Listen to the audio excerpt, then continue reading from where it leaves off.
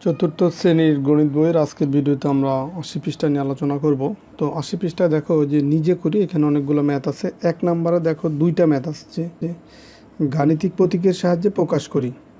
গাণিতিক প্রতীক বলতে যে সমান চিহ্ন নয় বা সমান, তো এই টাইপের যে প্রতীকগুলো আছে সেগুলো বা যোগ বিয়োগ এগুলোর মাধ্যমে প্রকাশ করব।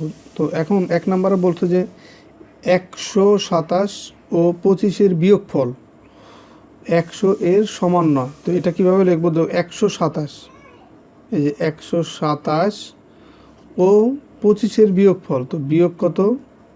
২৫। ১২৭ ও ২৫-এর বিয়োগফল ১০০ এর সমান নয়। তো সমান নয়, এই যে সমান দিয়ে যদি কেটে দিই এটাকে বলা হয় সমান নয়। ১০০ এর সমান নয়, তো সেই ১০০ এটা ডান পাশে দিয়ে দিলাম। তো এইটা হচ্ছে ১ নম্বরের সমাধান। ২ নম্বর দেখো ২৫ ও ২৪-এর গুণফল ৫০০-এর চেয়ে বড়। তো এখানে লিখবো যে ২৫ ও ২৪-এর গুণফল, গুণ হচ্ছে কত? ২৪, এত এর গুণফল ৫০০-এর চেয়ে বড়। বড় তাহলে কি, যে বৃহত্তর চিহ্ন কতর থেকে বড়? ৫০০। তো লিখবো এই যে ৫০০। তো এটা হচ্ছে ২ নম্বর উত্তর।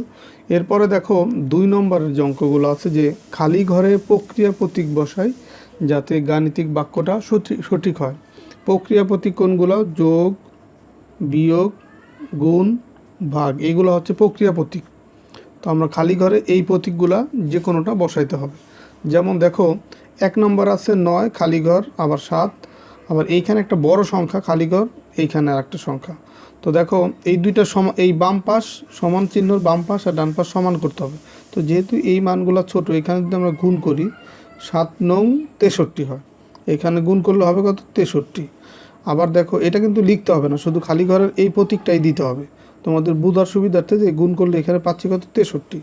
আবার এইখানে দেখো এই ১,২৬০ আর এখানে আছে ২০। তো এটা যদি ভাগ করি, ভাগ করলে এই শূন্য শূন্য কাটাকাটি করা যায়, আর ২ দিয়ে ১২৬কে ভাগ করলে কত? ৬৩ পাওয়া যায়। তার মানে এটা হবে ভাগ এখানে। তাহলে এই ১,২৬০কে ২০ দিয়ে ভাগ করলে এটাও ৬৩ পাওয়া যায়। তাহলে দেখো এই পাশেও ৬৩, এই পাশেও ৬৩, এটা সমান হয়। তার মানে এখানে গুণ হবে, এখানে ভাগ হবে। আবার দেখো এইখানে এই দুটো একটু বড় টাইপের মান আছে, আর এগুলো ছোট ছোট। তো বড় হলে এটা তোমার আগের কি বেশি বড় ছিল একটা, আর একটা ছোট ছিল, এই কারণে ভাগ করছি। আর এইখানে যেহেতু মোটামুটি বড়, তো এটা হচ্ছে আমরা বিয়োগ করব। তো ৮৭ থেকে ৩৮ যদি আমরা বিয়োগ করি তাহলে এটা পাওয়া যাবে হচ্ছে ৪৯। আর ৭ আর ৭ দেখো যদি গুণ করি তাহলেও কিন্তু ৪৯ পাওয়া যায়। ৭ ৭টা ৪৯। তাহলে এইখানে বসবে বিয়োগ, এখানে বসবে হচ্ছে গুণ। এরপরে দেখো ৩ নাম্বার, কোন গাণিতিক বাক্যটি সত্য ও কোনটি মিথ্যা তা যাচাই করি। এই যে এটা কোনটা সত্য আর কোনটা মিথ্যা সেটা হচ্ছে আমরা যাচাই করব। দেখো ১ নাম্বার যে অঙ্কটা আছে, এটা সত্য বা মিথ্যা সেটা কিভাবে যাচাই করব, এটা ক্যালকুলেশন করতে হবে। এখানে লিখব যে যেহেতু এইখানে ক্ষুদ্রতরের বাম পাশে বা ডান পাশে কিছু মান আছে, বা সমানের যদি বাম পাশে ডান পাশে কিছু মান থাকে তখন বা দিতে হয়। তো এখন এইখানেও ভাগ আছে, এইখানেও ভাগ আছে। তো প্রথম ভাগের কাজটা আগে করব। ৩২কে যদি ৪ দিয়ে ভাগ করি এখানে পাবো হচ্ছে ৮, তারপরে ভাগ হচ্ছে ২ ক্ষুদ্রতর। এখন এইখানে ভাগ আছে কিন্তু এখানে প্রথম বন্ধনীর কাজটা আগে করতে হবে, এই কারণে ৩২ ভাগ ৪কে যদি ২ দিয়ে ভাগ করি এখানে পাবো ২। বা দেখো ৮কে যদি আমরা ২ দিয়ে ভাগ করি তাহলে এখানে কত পাবো? ৪। ক্ষুদ্রতর ৩২কে ২ দিয়ে ভাগ করলে কত পাচ্ছি? ১৬ পাচ্ছি। তাহলে দেখো এই ৪ ছোট ১৬ বড়।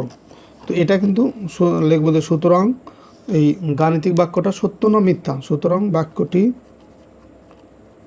বা গাণিতিক বাক্যটি সত্য, এটাই হচ্ছে তোমার উত্তর। আবার ২ নম্বর অঙ্কটা দেখো, এইখানে এই সমান চিহ্নর বাম পাশে আর ডান পাশে কিছু মান আছে। তো এটা আমরা বা দিয়ে, এইখানে গুণ আছে, যোগ আছে, আবার গুণ আছে। তো গুণের কাজটা আগে করব। ৪ ছয় কত? ২৪, যোগ ৩ পাঁচা ১৫, সমান দেখো প্রথম বন্ধনীর কাজ আগে করব। ৪ গুণ ৬ আর ৩ যোগ করলে হচ্ছে ৯, গুণ হচ্ছে ৫। তো এখন ২৪ আর ১৫ যদি আমরা যোগ করি এখানে পাবো হচ্ছে ৩৯। আর সমান এখানে দেখো এই ৫ নং ৪৫, 45কে যদি আমরা 4 দিয়ে গুণ করি তাহলে পাবো হচ্ছে 180। তাহলে দেখো সমান চিহ্নর বাম পাশে পেলাম 39, ডান পাশে 180। তো এটা কি সমান হলো? এই 39 আর 180 তো সমান নয়। তো এখানে লিখবে যে সুতরাং বাক্যটি সঠিক নয়। তো যদি এই সত্য মিথ্যা বা সঠিক কিনা সেটা যদি যাচাই করতে বলে তাহলে এইভাবে করতে হবে। এরপরে দেখো 4 নম্বরের 2টা অঙ্ক আছে। এইগুলো হচ্ছে খালি ঘরে সঠিক সংখ্যা বসাতে হবে। এই যে খালি ঘর, এখানে একটা খালি ঘর আছে, 2 নম্বরে একটা খালি ঘর আছে। তো এগুলো হচ্ছে সঠিক সংখ্যা এখানে বসাতে হবে। তো এটা আমরা এই খালি ঘরের মানটা বের করার জন্য দেখো এই প্রথমে আছে 49 ভাগ খালি ঘর। তো এখন এই যে ডান পাশে আবার 56 ভাগ 8, তো এখানে যেহেতু 2টা মান দেওয়া আছে এই কাজটা আগে আমরা করে নেই। 49 ভাগ হচ্ছে খালি ঘর ঠিকঠাক রাখলাম বাম পাশে, 56কে যদি 8 দিয়ে ভাগ করি 7 8 56, মানে 8 56-এর ভিতরে যাবে 7 বার, লিখলাম 7।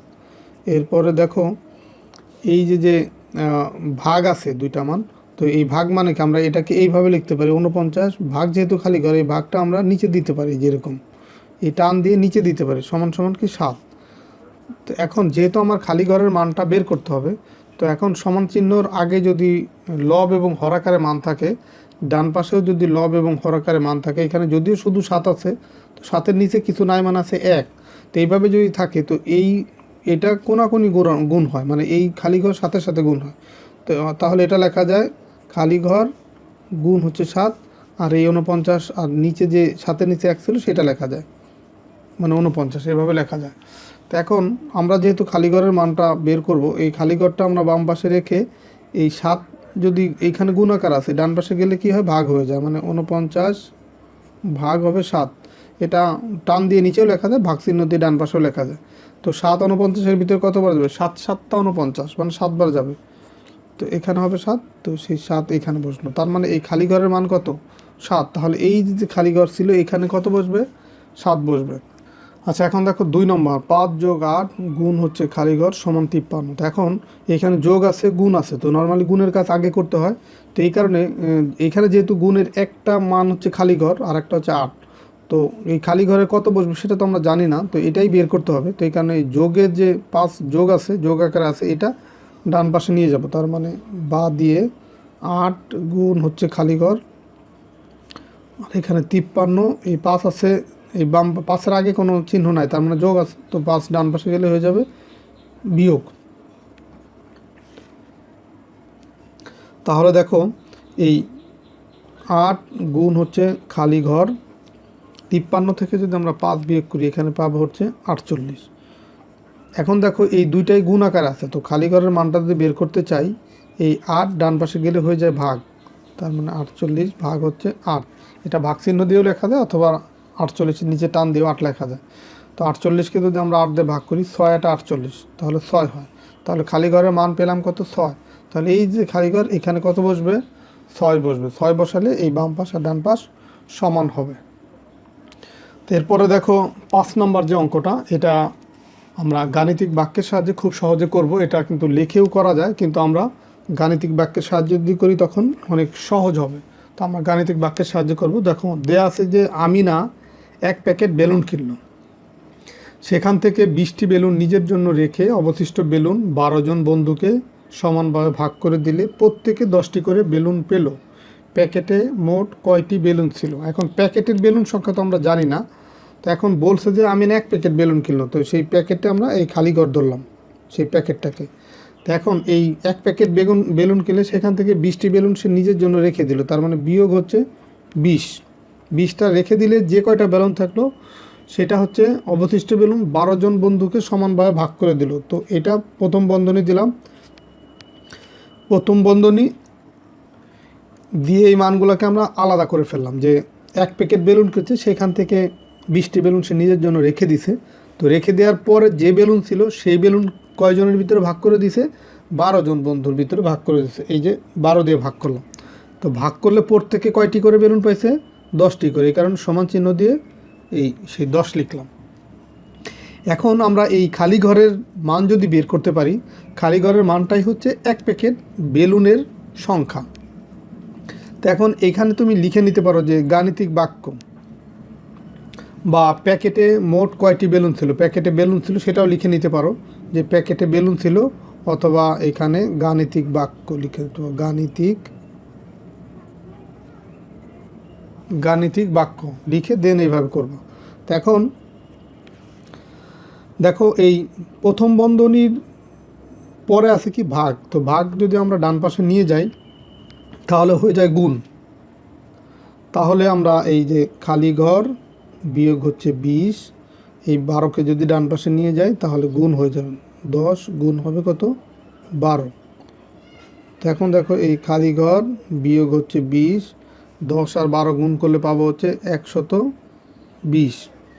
এখন আমার প্রয়োজন হচ্ছে খালি ঘরের মান, তো খালি ঘর সমান সমান এই বিয়োগ 20কে যদি ডান পাশে নিয়ে যায় হয়ে যায় 120-এর সাথে যোগ।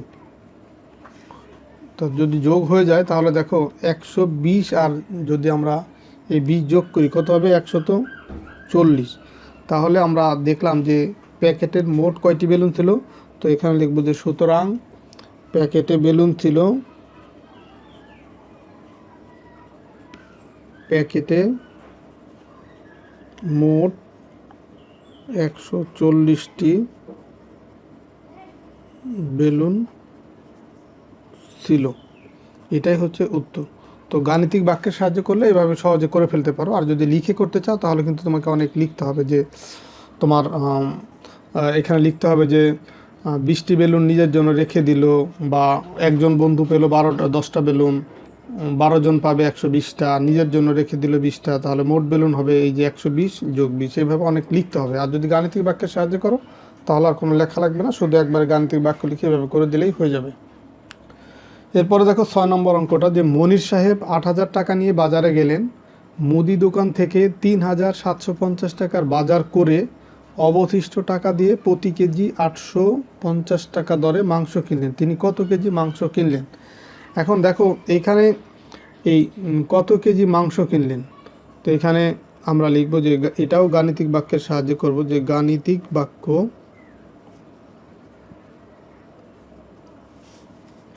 দেখো সে কত টাকা নিয়ে বাজারে গেছে, মনির সাহেব 8000 টাকা নিয়ে বাজারে গেছে, লিখলাম 8000। সেখান থেকে তিনি বাজার করতে 3750, তো বিয়োগ করলাম 3750।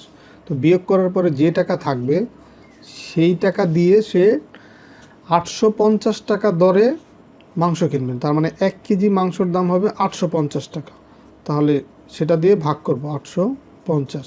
দেখো এই 8000 থেকে এটা বিয়োগ করলে যে টাকা থাকবে সেই টাকা দিয়ে 850 টাকা দরে মাংস কিনবেন। 850 টাকা দরে মানে হচ্ছে 850 টাকায় সে মাংস পাবে হচ্ছে 1 কেজি। তো 850 টাকায় যদি 1 কেজি মাংস পায়, এখন এই যে এইখানে 8000 থেকে এটা বিয়োগ করলে যে টাকাটা পাবে সেই টাকায় কত কেজি মাংস পাবে। তো এটা গাণিতিক বাক্যের সাহায্য করলে এইভাবে সাজাইলেই হবে, যে 8000 বিয়োগ হচ্ছে 3750, দেন হচ্ছে যেহেতু 850 টাকা দরে মাংস কিনছে, তো 850 টাকা দিয়ে ভাগ করলে আমরা কয় কেজি মাংস পাবো সেটা পেয়ে যাব। এখন এই 8000 থেকে 3750 যদি বিয়োগ করি, এখানে পাবো হচ্ছে 4250, ভাগ কত 850। তো এখন এই ভাগের সময় যদি শেষের দিকে শূন্য থাকে সেটা কিন্তু কাটা যায়, যে এইটা আর এটা কাটা যাবে। তাহলে এখানে থাকবে 425 আর এখানে 85। তাহলে 85 দিয়ে ভাগ করব কতকে, 425কে।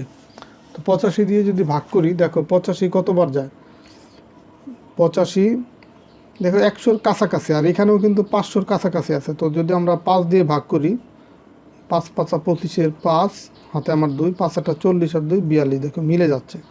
তার মানে এইখানে আমরা পাচ্ছি হচ্ছে 5। তাহলে সুতরাং এখানে বলছে যে তিনি কত কেজি মাংস কিনলেন, তো সুতরাং তিনি 5 কেজি মাংস কিনলেন। তিনি কয় কেজি, 5 কেজি মাংস কিনলেন। এটাই হচ্ছে উত্তর। কয় কেজি মাংস কিনলেন, 5 কেজি।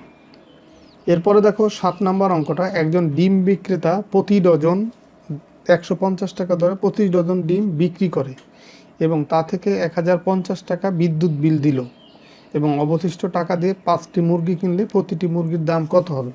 তো এটা আমরা গাণিতিক বাক্যের সাহায্য করব, যে গাণিতিক বাক্য বা প্রতিটি মুরগির দাম, এটা লিখবো যে প্রতিটি মুরগির দাম, প্রতিটি মুরগির দাম সমান কত হবে।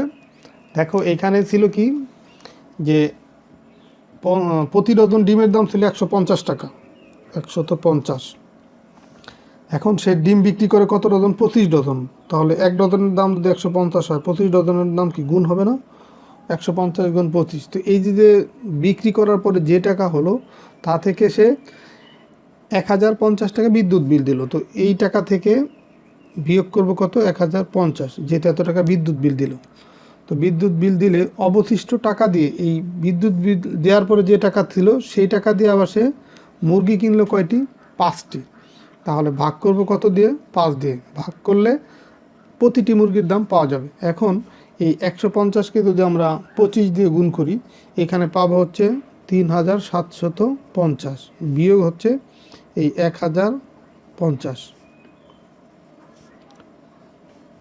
এখন ভাগ করব কত দিয়ে? 5 দিয়ে। এখন 3750 থেকে 1050 যদি বিয়োগ করি তাহলে এখানে পাবো হচ্ছে 2700 বা 2700, ভাগ হচ্ছে 5। তো এখন এই 2700কে 5 দিয়ে যদি ভাগ করি এখানে পাবো হচ্ছে কত পাবো? দেখো এখানে দেখাই দিচ্ছি, 5 দিয়ে ভাগ করব 2700। দেখো 5 2-এর ভিতরে যায় না, 27-এর ভিতরে যায় হচ্ছে 5 বার, 5 5 25, বিয়োগ করলে 2, এখান থেকে একটা শূন্য নম্বর 20, 5 20-এর ভিতরে যায় 4 বার। তাহলে দেখো 4 5 কত হবে? 20। আর এই যে শূন্য, এটা এখানে নামায় নিয়ে আসবো, 5 শূন্যর ভিতরে যায় 0 বার, 5 0 0 মিলে গেল 0। তাহলে আমরা এখানে কত পেলাম? 540।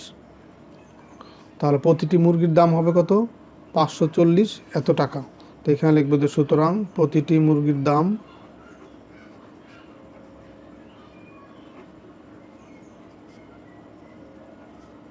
সমান কত? 540 এত টাকা। প্রতিটি মুরগির দাম কত? 540 টাকা। এটাই হচ্ছে তোমার উত্তর।